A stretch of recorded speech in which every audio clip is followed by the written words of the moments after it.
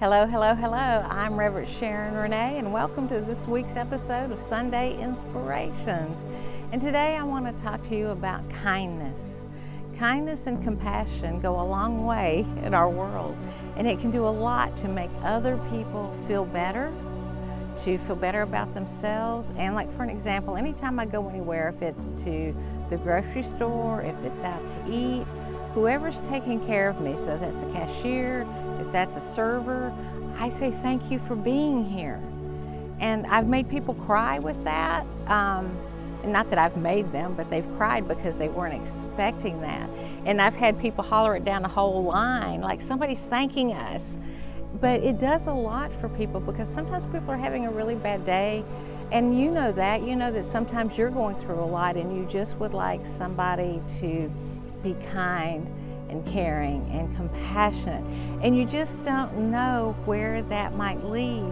And as an example, on Sunday we were making a trip and we stopped at a rest area to go to the bathroom, and while I was in the bathroom, an older lady complimented me on my sunglasses, which are really kind of cute. They've got flowers all over them. I ordered them from Zenny online, but I also had them engraved.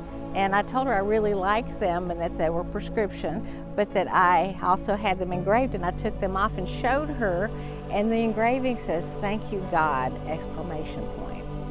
And she said, "This was a sign, this was a sign." And I says, "Well, I'm a minister and I go around saying, 'Thank you, God,' all the time, right?" And I brought that back. Thank you, God, thank you, God, thank you, God. Yes, thank you, God, for all that I have and all that I have yet to receive. I am happy, I am healthy, I am wealthy, and I am loved. Don't forget that. You can say that every day. But going back to the story, and I said, "I'm a minister." She goes, "Again, it's a sign." She says, "Will you pray for me? I've got to go and I've got to borrow money from someone. I've got to ask a family member for money. And I just need a prayer for that." And so there I am in the bathroom, public place, holding a woman's hand and using a wonderful affirmative prayer that God is her source and that He's cleared the path and paved the way, but that the visits will be open. And it was just a beautiful little prayer. And then, people are coming and going, and here I am standing there praying. And another lady said, "I could use a prayer too. I've been really depressed. Would you pray with me?"